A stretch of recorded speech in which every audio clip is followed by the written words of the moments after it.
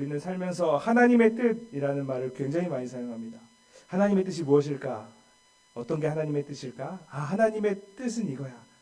모든 것은 하나님의 뜻대로 되지. 하나님의 뜻이라는 단어를 굉장히 많이 사용합니다. 그럼 여러분 이렇게 생각을 해보겠습니다. 우리 삶에 하나님의 뜻이 이루어진다면, 우리의 삶에 하나님의 계획대로 우리의 삶이 다 진행이 된다면, 그럼 우리는 정말로 행복함을 느낄까요? 성경에 기록되어 있는 모든 하나님의 뜻이 다 우리의 삶에 그대로 임한다면, 예수님의 가르침이 우리의 삶에 그대로 다 이루어진다면, 그럼 우리는 과연 기쁘고 행복함을 누릴 수 있을까요? 예수님의 가르침 가운데 원수를 사랑하라는 그 가르침이 정말 우리의 삶에 실천이 된다면 우리는 너무 행복하고 기뻐서 막 춤추며 뛰어다닐 수 있게 될까요? 많은 사람들이 의외로 하나님의 뜻 앞에서 당황을 느끼게 됩니다. 많은 사람들이 하나님의 말씀과 하나님의 계획 앞에서 당혹감을 느낍니다. 왜냐하면 그 하나님의 말씀이 뭔가 내 삶에 실제로 이루어진다는 것이 믿기지 않을 때도 있고, 때로는 그것이 나의 삶에 너무나도 큰 부담으로 다가오기 때문이죠. 우리는 하나님의 뜻이 좋은 것이라고, 하나님의 뜻이 우리의 삶에 이루어지게 해달라고 기도하고 바라지만, 막상 우리의 삶에 진짜 하나님의 뜻이 들이닥친다면, 하나님의 말씀이 우리의 삶에 갑자기 훅 하고 치고 들어온다면 우리는 그 앞에서 엄청난 당황스러움과 그리고 부담감, 그리고 두려움을 느끼게 됩니다. 왜냐하면 하나님의 뜻은 대체로 우리의 예상과 우리의 생각을 벗어나기 때문입니다. 우리는 우리의 마음속에 내가 한 용서할 만한 정도 사람들만 용서하고 싶은데, 아니면 내 마음에 동의가 되는 수준까지만 용서하고 싶은데, 하나님은 도저히 내 마음속에 용서가 되지 않는 사람도 용서하라고 하시기 때문입니다. 하나님은 우리의 삶에 내가 내어놓기 곤란한 것들, 내가 포기할 수 없는 그 무언가까지도 완전히 내어놓기를 요구하시기 때문입니다. 우리는 막상 하나님의 뜻 앞에 서면 어떻게든 그 뜻을 요리조리 벗어날 생각을 하게 됩니다.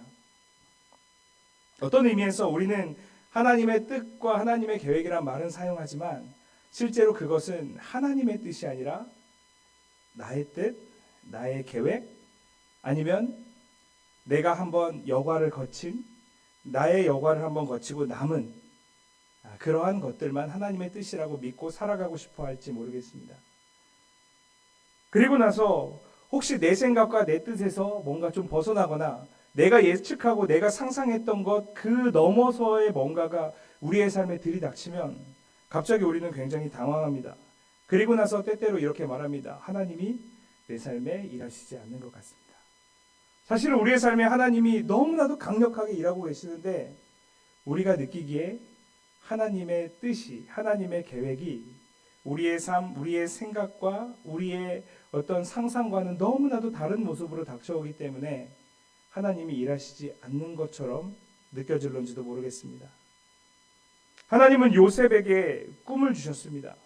여러분, 요셉이 꿈을 꾸고 싶어서 꾼 게 아니죠. 하나님이 요셉에게 꿈을 주신 거예요. 요셉이 하나님께, 하나님, 제가 이런 꿈을 꾸고 싶어요. 저에게 우리 온 가족들이 저라는 꿈을 꾸고 싶어요. 이렇게 하지 않았죠. 하나님께서 난데없이 요셉에게 꿈을 주셨어요. 그리고 나서 이 꿈 때문에 요셉은 굉장히 곤란한 일을 당하게 되죠. 요셉이 꿈을 꾸지 않았다면 요셉은 형제들한테 미움받을 일도 없었을 것입니다. 구덩이에 빠질 일도 없었을 것입니다. 이집트로 팔려갈 일도 없었을 것입니다.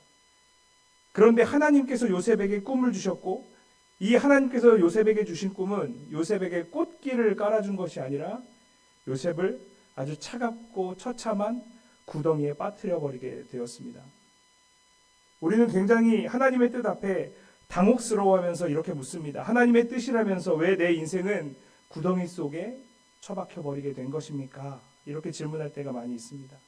오늘 본문은 이런 우리들에게 대답해 줍니다. 하나님의 꿈은 인간의 생각으로는 품을 수 없다는 것을요. 또 하나님의 꿈은 인간의 힘으로 막을 수 없다는 것을요. 심지어 인간의 강력한 저항이 있을 때에도 하나님의 꿈은 마침내 이루어진다는 것을 우리에게 분명하게 보여줍니다. 오늘 본문은 이렇게 시작합니다. 18절 말씀을 보시면 요셉이 그들에게 가까이 오기 전에 그들이 요셉을 멀리서 보고 죽이기를 꾀하였다라고 합니다. 요셉이 저 멀리서 오고 있습니다. 형제들이 저 멀리서 오는 요셉을 봅니다. 그 순간 형제들의 마음속에 어떤 마음이 솟구쳤습니까? 죽이고 싶은 마음이 솟구친 거죠. 분노겠죠. 자기 동생을 죽일 듯한 분노를 품고서 형제들은 이렇게 말하죠. 19절 말씀 보시면 서로 이르되 꿈꾸는 자가 오는도다 라고 이야기합니다.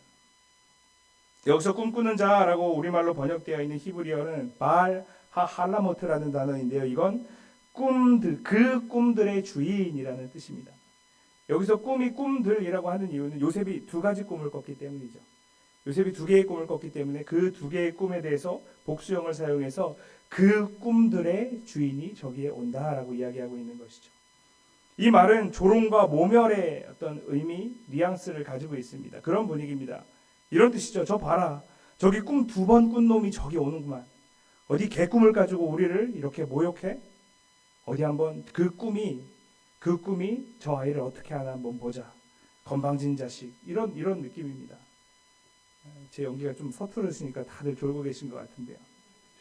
좀 더 연습해 오겠습니다. 요셉의 꿈에 대한 형들의 결론은 이겁니다. 다시는 꿈을 꾸지 못하게 죽여버리자. 이게 이 형들의 결론이었습니다.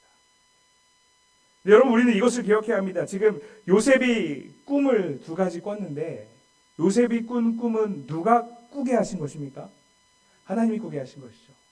그럼 요셉의 꿈의 주인은 누구입니까? 하나님이시죠. 그럼 지금 요셉의 형들은 지금 누구를 가로막고 있는 겁니까?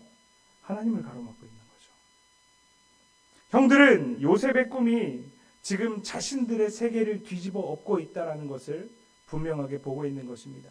지금 형들의 마음속에는 내가 주인 되어 살고 싶은 나의 세상이 있는데 이것을 요셉이 뒤집어 버리고 있는 겁니다.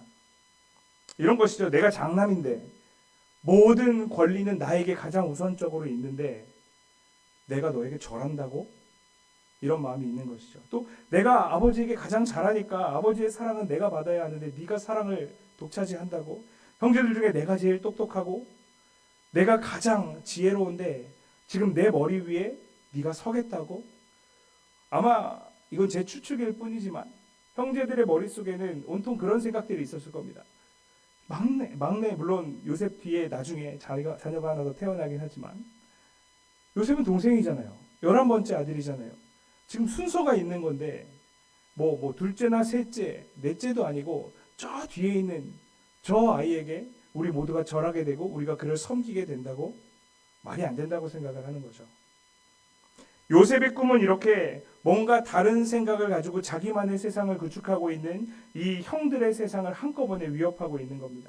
형들의 세상을 뒤흔든 그 꿈이 바로 요셉의 꿈이었습니다. 어떠한 이유가 되었던 형들에게 요셉의 꿈은 굉장히 위협적인 것이었고 자신들의 자존심 혹은 자신들의 생각과 마음에 분명히 상처를 내는 것이었습니다. 그렇기 때문에 형들은 요셉을 구덩이에 던짐으로 요셉의 꿈을 이제 끝내려고 하는 것입니다. 하지만 이 요셉이 꾼 꿈은 하나님의 꿈이었죠. 하나님이 주인이었죠. 그러니까 지금 이 형제들은 하나님의 계획을, 하나님의 꿈을, 하나님의 뜻을 완전히 봉쇄하려고 행동하고 있는 것입니다. 여러분, 이것은 수천 년 전에 있는 창세기가 기록될 당시에 있는 그런 요셉의 형제들의 꿈만은 아닙니다. 이것은 오늘 우리의 이야기이며 우리의 하나님에 대한 반응이기도 합니다. 하나님의 계획이 나의 어떤 안전함, 나의 안락함, 나의 편안함을 위협할 때 우리 역시도 하나님의 꿈을 밀어내려고 하죠. 나의 무언가가 성공하려 할 때, 나의 자녀들이 잘 되거나 나의 어떤 인생의 편안한 삶을 꿈꾸고 있는데 하나님의 꿈과 하나님의 뜻과 하나님의 계획이 그것을 밀어내려 할 때, 거기에 뭔가 도전을 하려 할 때 우리는 그 모든 것을 버리고 하나님의 뜻을 쫓습니까? 아니면 우리의 것을 지키기 위해 하나님의 뜻을 밀어냅니까? 많은 사람들이 내 삶의 주도권을 지키기 위해 하나님의 뜻을 구덩이에 집어넣으려고 합니다. 이것이 바로 요셉의 형들이 요셉에게 하고 있는 일인 것이죠. 여러분, 죄라는 것의 본질이 굉장히 비참한 겁니다. 하나님을 사랑한다고 하고 하나님을 경배한다고 하면서도 종종 내 삶의 주인이 되기 위해 내가 사랑하는 하나님을 거절하고 내가 경배하는 하나님을 내 삶에서 밀어내려고 합니다. 이것이 우리 죄인된 우리들의 비참한 현실이라고 할 수가 있겠습니다.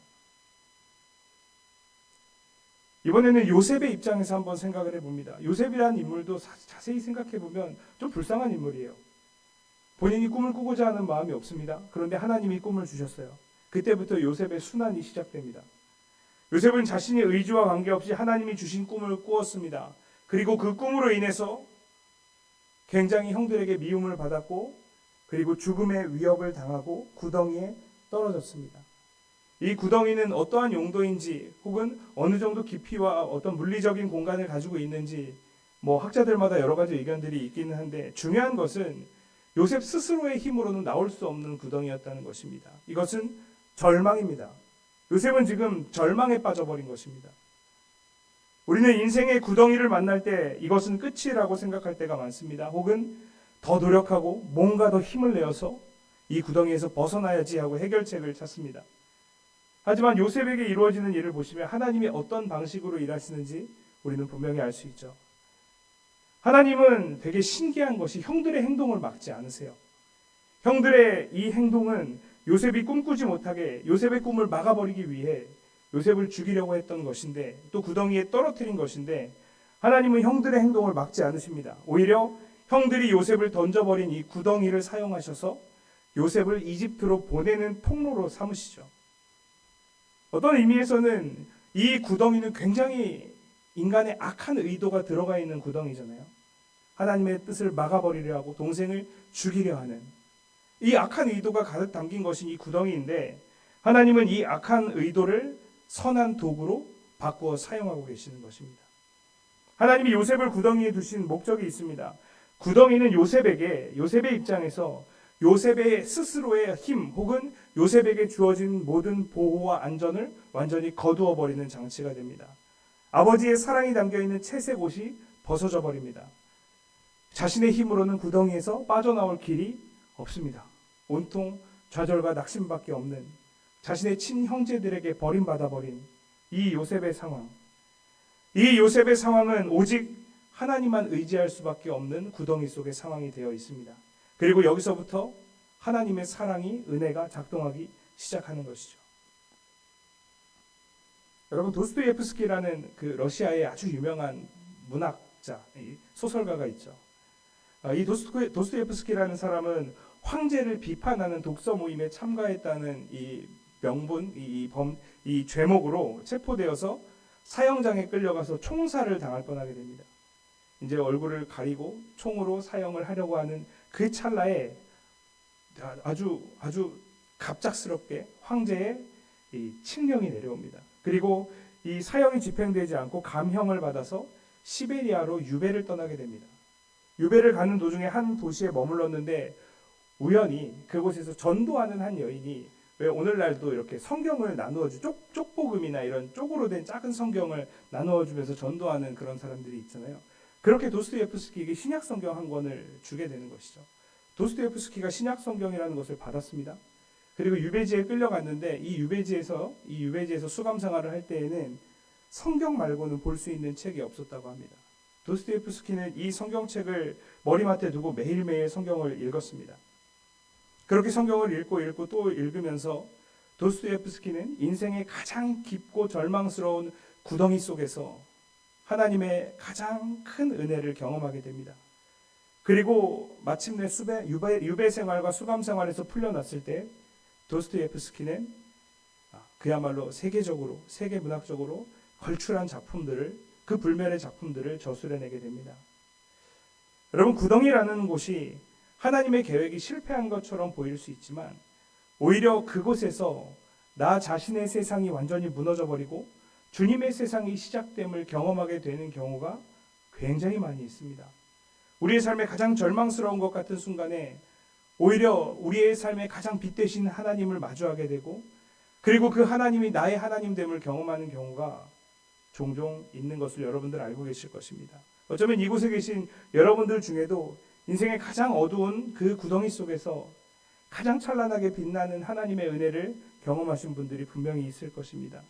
사랑하는 여러분, 우리의 인생에 뭔가 절망과 좌절밖에 보이지 않는 그 구덩이 속에 우리의 인생이 빠져 있을 때, 하나님의 은혜가 반드시 비추어질 것이라는 기대와 믿음 가지고 하나님의 일하심을 기대하시기 바랍니다. 하나님께서 그 절망의 구덩이 속에서 우리에게 가장 빛나는 하나님의 구원의 은혜를 베풀어 주실 것입니다. 요셉의 이야기는 인류 역사상 가장 거대한 이 절망의 구렁텅이의 사건인 십자가를 떠올리게 해주기도 합니다. 인간은 하나님의 아들 예수님을 십자가라는 구덩이에 던져버렸습니다. 이 십자가라는 것은 그야말로 하나님의 구원의 계획을 강력하게 가로막는 인간의 가장 큰 저항이었습니다. 예수님이 이 땅 위에 하나님의 구원의 역사를 이루기 위해 오셨는데 그것을 꺾어버리려 한 것이 바로 십자가의 사건이었습니다. 하지만 하나님은 어떻게 하십니까? 이 인간의 저항을, 이 인간의 가장 강력한 저항을 오히려 인류를 구원하는 하나님의 계획으로 바꿔내셨습니다. 그리고 하나님의 꿈을, 그 온 세상을 회복시키시고 구원하시겠다는 그 하나님의 꿈을, 하나님의 그 놀라운 섭리를 바로 가장 강력한 저항자, 가장 어둡고 절망의 자리인 십자가 속에서 온전하게 이루어내셨습니다. 하나님은 하나님의 꿈을 바로 그 십자가에서 완성하셨습니다. 인간의 가장 강력한 반항과 저항이 바로 하나님의 가장 위대한 구원의 도구가 되었습니다. 사랑하는 여러분, 때때로 우리는 요셉처럼 억울함을 느낄 때가 있습니다. 하지만 사실상 우리는 늘 요셉의 자리가 아니라 형들의 자리에 있을 때가 더 많음을 인정하셔야 합니다.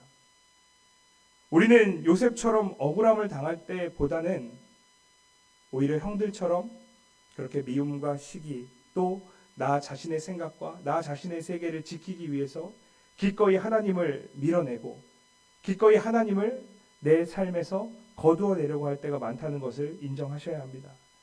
우리 자신의 이 솔직한 인정으로부터 비로소 우리에게 구원이, 우리에게 복음이 구원되게, 복음되게 찾아오는 것입니다. 사랑하는 여러분, 복음이라는 것이 우리에게 좋은 소식으로 들리지 않는다면 그것은 아직 우리 안에 나의 죄를, 내가 요셉의 형들 그 자리에 있음을 인정하지 못하기 때문일지 모릅니다. 여러분, 우리 자신이 늘 하나님을 거절하고 거부하는 자리에 있음을 기억하셔야 합니다. 그리고 그것을 해결할 수 있는 유일한 길은 오직 하나님의 은혜밖에 없음을 기억하셔야 합니다. 독일의 신학자이자 목회자인 디트리 본회퍼라는 사람이 있습니다. 이 사람은 아주 젊은 나이에 형장의 이슬로 사라져버렸습니다. 많은 학자들이 이렇게 이야기합니다. 본회퍼라는 이 신학자가 정말 조금만 더 길게 살았다면 세계적으로 어마어마하게 위대한 신학적인 사상과 저술을 많이 남겼을 것이라고 이야기합니다. 이 독일의 신학자인 디트리 본헤퍼라는 사람은 히틀러 암살 모의에 가담했다는 이유로 수감 생활을 시작합니다. 처음에는 이 수감 생활이 길지 않을 줄 알았어요. 그런데 날이 갈수록 감옥에서 풀려날 기미가 전혀 보이지 않는 것이죠. 그런데 이 감옥에서의 본헤퍼의 생활을 보고 감옥에 있는 교도관들과 다른 수감자들이 되게 본헤퍼라는 사람이 담대하게 신앙생활, 그 담대한 신앙을 가지고 이 감옥에서 수감 생활을 하고 있다라고 이야기를 했던 것 같습니다. 그런데 본헤퍼에게 이 감옥은 너무나도 고통스러운 장소였습니다. 본헤퍼는 끊임없이 스스로에게 나는 누구인가? 라는 질문을 던졌습니다. 나는 누구인가? 나는 누구인가? 감옥 속에서 나는 누구인가? 라는 질문을 계속 던졌다는 것은 그 자신에 대한 자아와 정체성이 하나둘씩 무너져가고 있다는 뜻일 겁니다. 그렇게 나는 누구인가라는 질문을 붙잡고 그렇게 자신의 자아와 정체성을 붙잡으면서 그렇게 싸우면서 하나님 앞에서 고군분투하며 기록한 시가 하나 있습니다. 그 시의 제목이 나는 누구인가입니다. 감옥 생활이 정말 얼마나 자신을 피폐하게 만들었는지를 잘 보여주는 작품이 바로 이 시입니다. 이 시에서는 본헤퍼 자신이 두 가지 모습을 적나라하게 고백하고 있습니다. 하나는 사람들이 나를 보는 시선 안에 있는 당당한 나의 모습, 감옥과 어떤 수감 생활 속에서도 담대함과 신앙을 지키고 있는 나의 모습, 그리고 다른 하나는 내면 속에서부터 무너져가고 있는 나의 모습. 과연 어떤 것이 나의 진짜 모습이고 어떤 것이 나라는 사람인가에 대해서 끊임없이 질문하고 고뇌하던 것이 이 본헤퍼라는 사람의 수감 생활이었습니다. 그런데 이 시의 마지막은 이렇게 끝납니다. 내가 누구이든 간에 하나님 당신은 아십니다. 나는 당신의 것입니다. 내가 담대한 모습으로 있든 아니면 내가 이 감옥과 수감 생활 속에서 지쳐 너무나도 연약한 인간의 모습으로 있든 하나님 앞에서 하나님은 나를 받아주시고 나는 하나님 당신의 것입니다라는 이 고백이 보네퍼를 계속해서 바로 그 되게 만들었던 고백이었던 것입니다. 이 보네퍼라는 사람은 엄청난 절망의 구덩이 속에서 빠져 수감 생활을 하고 있었습니다. 그리고 이 젊은 나이에 수감 생활을 하다 결국 목숨을 잃었는데, 그를 통해서 이 보네퍼는 위대한 신학자라는 타이틀을 어쩌면 뺏겨버렸는지 모릅니다. 그 인생의 명예와 영광스러움을 빼앗겨 버렸을지도 모르겠습니다. 하지만 이 시간은 그 절망의 구렁텅이는 보네퍼에게 나는 하나님의 소유입니다 라는 온전한 하나님의 자녀로서의 정체성을 분명하게 새기는 시간이 되었습니다. 이로 인해서 본회퍼라는 사람은 사실 위대한 신학자보다는 우리에게 그야말로 신앙의 실천적인 인물 또한 하나님께 신실한 인물로 남겨질 수 있었던 것입니다. 사랑하는 여러분, 지금 저와 여러분이 처해 있는 절망의 구덩이가 있다면 그것은 하나님의 계획 밖에 있는 것이 아님을 기억하셔야 합니다. 단지 우리의 생각과 우리의 어떤 상상보다 더 넘어서는 하나님의 계획 안에 있기에 우리는 잠시 당황하고 있는 것입니다. 우리는 조금 불안한 것입니다. 우리는 조금 두려워하고 있는 것입니다. 우리 자녀들의 문제일 수도 있고 건강의 위기일 수도 있고 경제적인 어려움일 수도 있습니다. 여러 가지 우리의 삶에 찾아오는 절망의 구덩이들 한복판에서 하나님이 일하시지 않는 건가라는 의심이 들 때도 있을지 모릅니다. 하지만 기억하시기 바랍니다. 하나님의 꿈은, 하나님의 계획은, 하나님의 뜻은 우리의 생각과 우리의 사상을, 우리의 예측과 우리의 계획을 훨씬 넘어서는 것임을 기억하셔야 합니다. 그리고 하나님께서는 이 계획을 반드시 이루시는 하나님이심을 기억하셔야 합니다. 사랑하는 여러분, 가장 깊은 구덩이 속에서, 그 절망의 십자가 속에서 가장 위대한 구원이 이루어졌음을 기억하시기 바랍니다. 우리의 삶의 가장 깊은 구덩이 속에서도 하나님께서는 가장 위대한 구원의 역사를, 당신의 꿈을 이루어가고 있음을 분명하게 믿으시기 바랍니다. 오늘 우리의 구덩이 속에서 하나님은 위대한 구원을 이루고 계십니다. 지금 하나님은 일하고 계십니다. 그 믿음으로 하나님을 신뢰하는 마음으로 굳건하게 우리의 이 삶의 터전을 딛고 하나님께 기도하시기 바랍니다. 하나님께 소원을 아뢰시기 바랍니다. 그리고 하나님이 일하실 것을 기대하면서 하나님 앞에 신실하시기 바랍니다. 지금 구덩이 속에 허우적대고 있는 우리에게 하나님은 조용히 말씀하십니다. 꿈의 주인인 내가 지금 일하고 있다. 내가 너에게 준 꿈은 반드시 성취될 것이다. 사랑하는 여러분, 하나님의 꿈을 발견하시고 꿈의 주인이신 하나님을 신뢰하시기 바랍니다. 우리의 꿈이 이루어지지 않는 그곳에서 하나님의 꿈은 계속해서 성취되어 가고 있음을 신뢰하시기 바랍니다. 그 신뢰하는 마음으로 나아갈 때 우리는 어느 순간 하나님의 일하심을 보게 될 것이며 꿈의 주인이신 하나님을 보고 기뻐하게 될 줄 믿습니다. 그렇게 하나님께서 일하시는 구원의 역사를 매일의 삶 속에서 경험하는 저와 여러분 되기를 예수님의 이름으로 축복합니다.